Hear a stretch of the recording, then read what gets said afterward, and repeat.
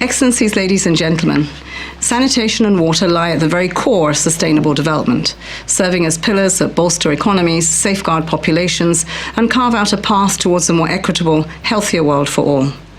Yet, regrettably, our collective efforts to meet this fundamental need for billions of people remain wanting. As the triple planetary crisis worsens, our freshwater resources are under threat, exacerbating droughts and flooding, wreaking havoc on livelihoods, and jeopardizing the achievement of SDG 6 and Agenda 2030.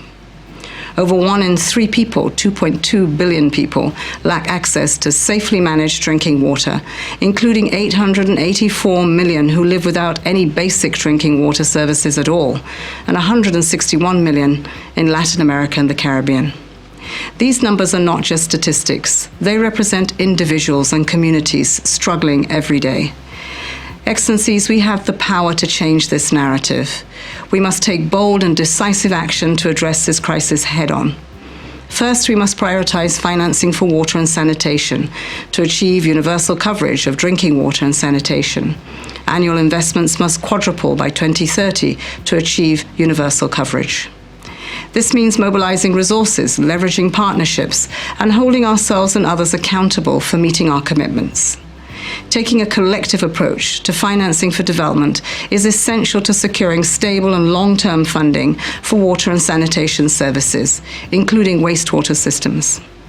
The Inter-American Development Bank estimates that the LAC region needs $142 billion in water infrastructure and $230 billion in sanitation infrastructure to reach universal access to clean water and sanitation by 2030. Second, we must deliver the SDG stimulus to meet the needs of today. This includes scaling up low-cost finance through multilateral development banks and restructuring the global debt system to enable countries to invest boldly in their future resilience and prosperity. The investment case for water and sanitation is clear. Not only do investments save the lives of children and women and those who are farthest behind, they create jobs, expand business opportunities, build resilience, and address inequalities. Third, as mentioned in the recent SDG 6 synthesis report of 2023, we must strengthen water governance systems to ensure efficient use of resources and create an enabling environment for investment.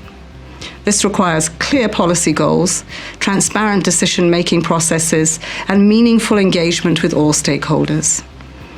Excellencies, your role as finance ministers and leaders is indispensable to accelerate actions and find the finance solutions to reach national water and sanitation goals. This September, the Summit of the Future will bring world leaders to forge a pact to revitalize the multilateral system, including an international financial architecture that is fit for the 21st century. Excellencies, let's harness this momentum to accelerate action to achieve the SDGs and ensure that we invest in water across all its domains. Together we can build a better world in which we deliver on the promise of sanitation and water for all. Thank you.